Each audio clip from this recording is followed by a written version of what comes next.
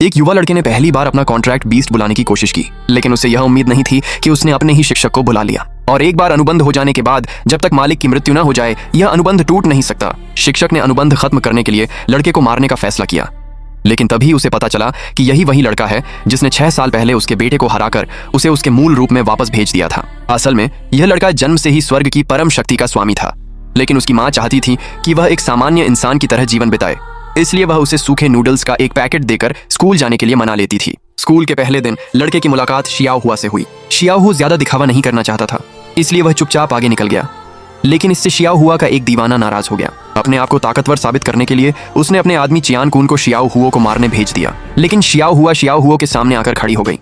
उसे पता था कि यह सब उसी की वजह से हो रहा है। उसने शियाओ हुओ से पहले वहां से चले जाने को कहा और खुद विरोधियों को रोकने लगी। ये देखकर शियाओ हुओ प्रभावित हुआ और उसने बिना किसी को बताए उन गुंडों को आसानी से हरा दिया। इसके बाद अपनी आध्यात्मिक शक्ति के कारण उसे वहां से जाना पड़ा। शियाओ हुआ उसका नाम पूछना चाहती थी, लेकिन शियाओ हुओ को डर था कि उसके पीछे और भी दुश्मन पड़ जाएंगे, इसलिए वह बिना पीछे देखे सीधे कक्षा में भाग गया। कक्षा का पहला पीरियड था जिसे दानव राजा स्वयं पढ़ा रहा था। उसने सभी छात्रों से कहा कि वे 50 मील के भीतर से अपना कॉन्ट्रैक्ट बीस्ट बुलाएं, जिसका दैत्य जितना शक्तिशाली होगा उसे उतने ही अधिक अंक मिलेंगे। अब परीक्षा शुरू होती है। सभी छात्रों ने अपने अपने दैत्य बुलाने शुरू किए, लेकिन अधिकांश केवल कमजोर डाकू या छोटे राक्षस ही बुला सके। कक्षा शिक्षक ने लड़के की ओर देखकर ताना मारा और पूछा, क्या तुम स्कूल से निकाले जाना चाहते हो? मजबूर होकर लड़के ने भी अपनी आध्यात्मिक शक्ति का थोड़ा सा उपयोग किया, लेकिन अगले ही पल उसने सीधे अपने शिक्षक यानी डेमन किंग को ही बुला लिया और उससे अनुबंध कर लिया। डेमन किंग कभी सोच भी नहीं सकता था कि एक छोटा सा बच्चा उसे अपना कॉन्ट्रैक्ट बीस्ट बना देगा। वह गुस्से से आग बबूला हो गया। आखिर उसे बुलाने के लिए पहले दर्जनों महान आत्मा गुरुओं की बलि दी गई थी। डेमन किंग लड़के को मारने ही वाला था। ये देखकर पूरी कक्षा डर से कांप उठी।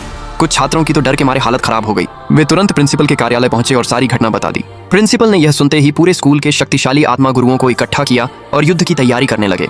उन्होंने कहा, 6 साल पहले जैसी त्रासदी दोबारा नहीं होने देंगे। सब लोग मेरे साथ युद्ध के लिए चलो। उधर दूसरी ओर डेमन किंग ने लड़के की शक्ति को पहचान लिया। उसे याद आ गया कि यही वही बच्चा है जिसने 6 साल पहले उसे हराकर उसके मूल रूप में लौटा दिया था। इस बार शियाओ हुओ ने शांत स्वर में कहा, तुमने अभी सारे छात्रों को डरा दिया है।